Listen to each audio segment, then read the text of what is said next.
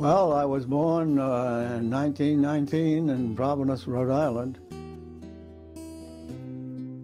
I was always been an outdoorsman. Right from the beginning, I would go snow skiing on barrel staves, and I would go fishing and hunting and ride bicycles and be outside all the time.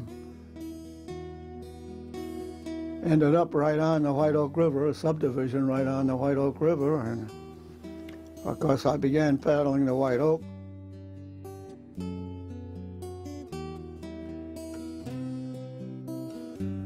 We began picking up the trash somehow or other because it was ugly and it spoiled the beauty of the shores as we paddled along.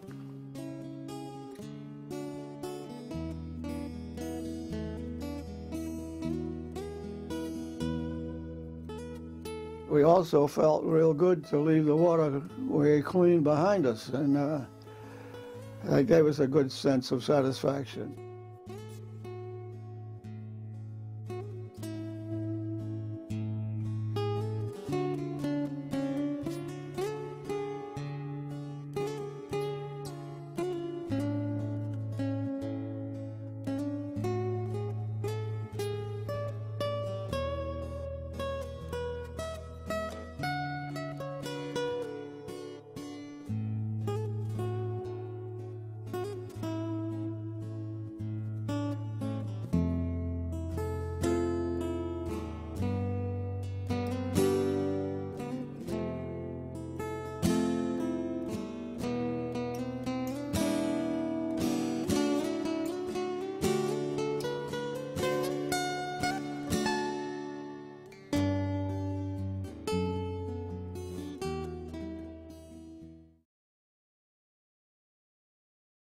I like paddling around with Elmer and like cleaning up trash because I hate seeing the rivers and creeks nasty.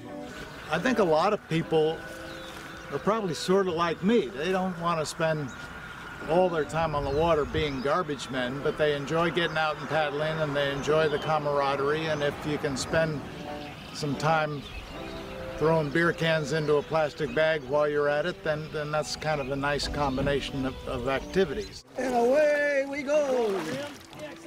So we began picking it up on a regular basis just as part of our traveling, and pretty soon we had the White Oak River clean. And it became a mission for us after the first year, I would say. And more people started joining us. We were so enthused about it, we expanded our trash picking up to the entire White Oak River Basin. We pick up cans and bottles mostly, and plastics. Frequently we get crab pots that wash up from the salt water, and they sometimes trap wildlife, and so we're glad to take them out of the environment. And of course a whole lot more also comes from ditches alongside the roads that pick up the trash and transport it down into the river. We find car tires and occasionally a television set. I never knew the TV sets floated, but they do. We saw TV the first time I went. We usually get a TV every trip. Quite frequently we'll come in with the television, yes. And they're heavy to get and hard to get out of the water. We're too unstable to try and get it in. Right. So we'll pull it. Good part of our trash is from what people thrown off of bridges. There was a couch over on the other end of the bridge. All kinds of clothing, and sometimes the ladies' unmentionables.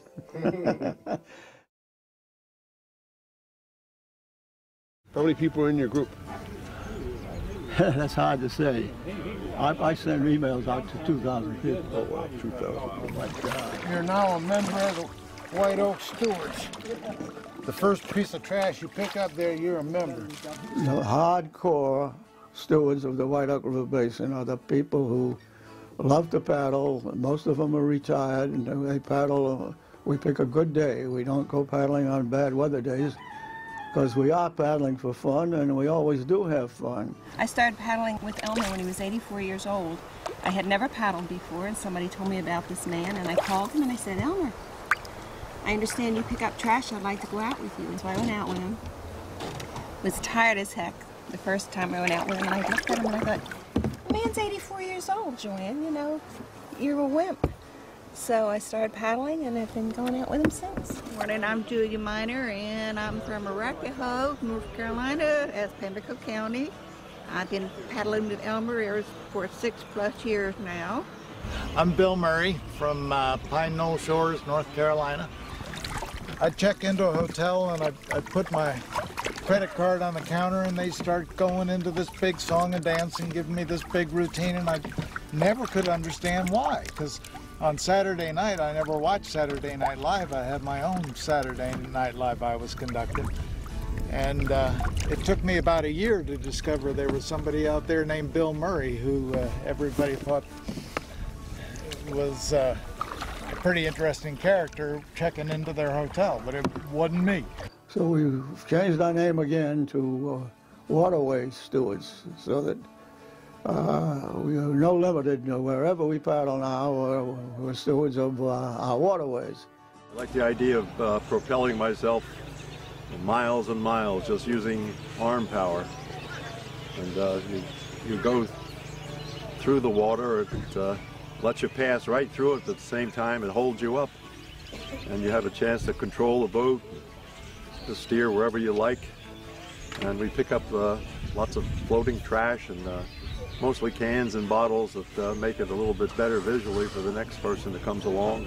And instead of paddling, getting in and paddle as fast as you can from point to point, we take it easy and just smell the roses, more or less. Well, it's nice to have a lot of interested volunteers. Yeah. We have more fun now picking up trash than if we paddle without picking up trash. DOT furnishes the orange bags, and they furnish us with the gloves, and also sometimes they give us pickup sticks. A lot of it we take home and just take it to the dump on the way home. Cedar Point picks up everything we leave at Cedar Point for us. Cedar Point, the town of Cedar Point does that. The town of Mansville has picked up trash for us when we've told them about it. Well, DOT picks it up when we leave it on the highway near bridges.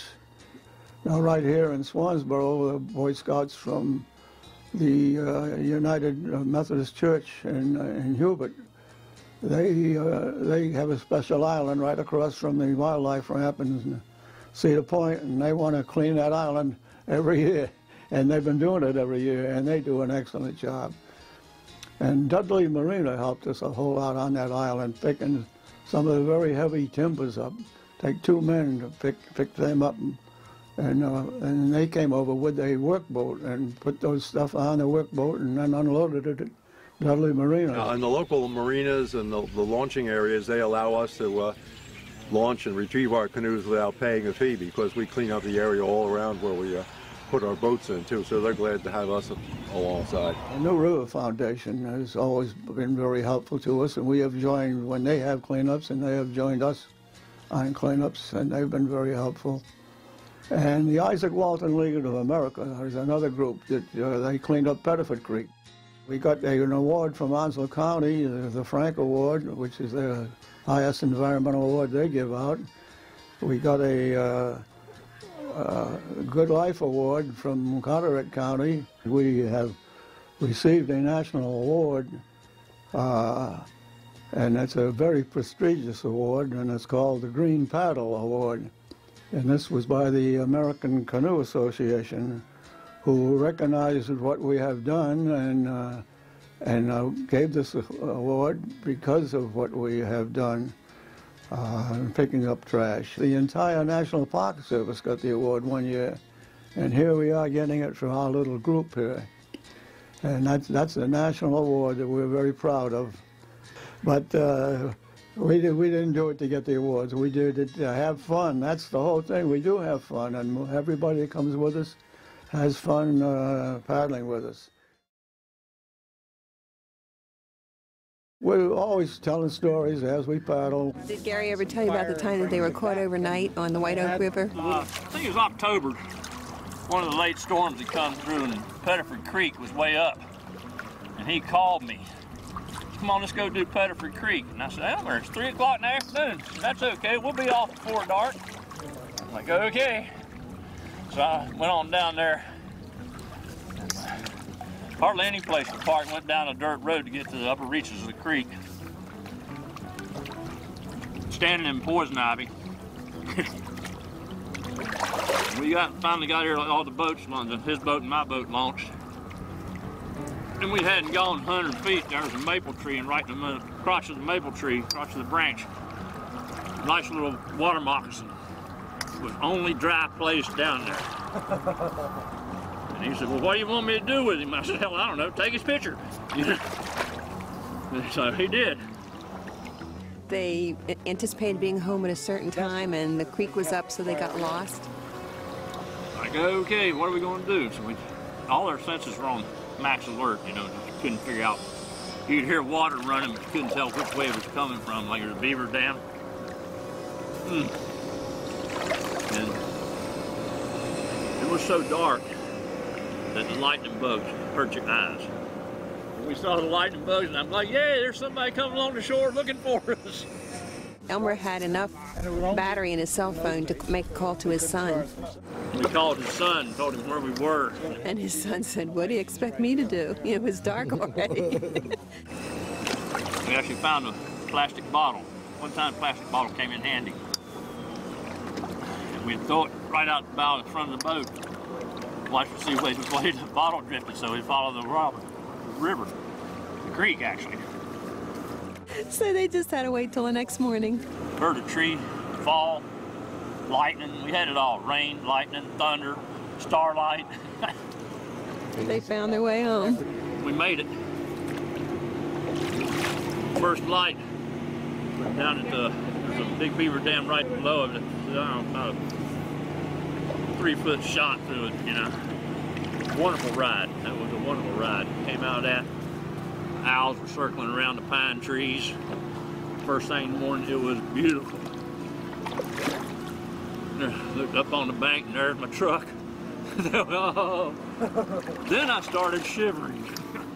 Well, it was Dale, Preston, Elmer and me were out breaking down beaver dams, and it got dark real fast, and we got stuck out there, and we had to get Elmer's son to come and locate us and rescue us. You never know what's around the next bend in the river, and that's fun. But it was fun. It was just, I would want to do it again. I'm prepared for overnighters with Elmer. If he says it's not going to rain, take your raincoat. So don't worry, I have 3 flashlights. If he says there's no blowdowns, take your chainsaw. I keep sunscreen, I keep insect repellent, and I keep sanitizer. There was one time we had to turn around and go back because of the thunderstorm, but that didn't work out too well because the thunderstorm changed directions on us, or a new storm came up and we were going into the headwinds again. I have a saw and a signal mirror, an emergency whistle, and a fire starter. He's been a fun guy to know, though, really has. I have a first aid kit with a cold pack, various and sundry pills. And we see turtles and snakes and lizards and otter, deer, lots of birds. Every water moccasin I've ever seen has got away out of my way as quick as he could. But Brian is very sure they come after him. I have flares. And said, oh, look at that big alligator over there. And she says, no, it's just a log. So we looked at it for a while, decided, yeah, you're right, it's just a log. And then he started to move. More matches. The gator was eating the ducks. I have an emergency blanket.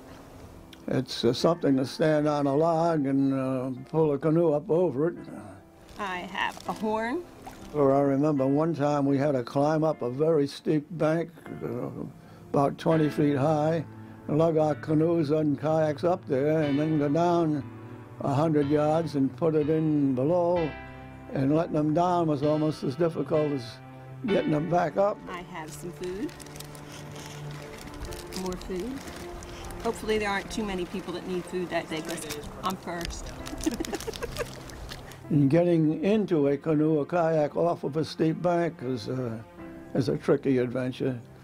I have duct tape. You can't go anywhere without duct tape. Keep it in my purse, as a matter of fact. Well, I've got my head scratched for going on the branches. And I have string. I have rope. We have huge cypress trees up at the top of the White Oak River. And 4 people have stood inside one of those cypress trees. And had we call it the Kodak tree because that's where we take the pictures. We try to get fancy sometimes and hit the tide changes right so we can get the tide with us too. But that's pretty difficult to get the tide and the wind all together for you. More likely than not, we're coming into a headwind coming home, which is another joke. We all, no matter what we do, we have a wind in our face. I learned early on Elmer cannot read a barometer, bless his heart.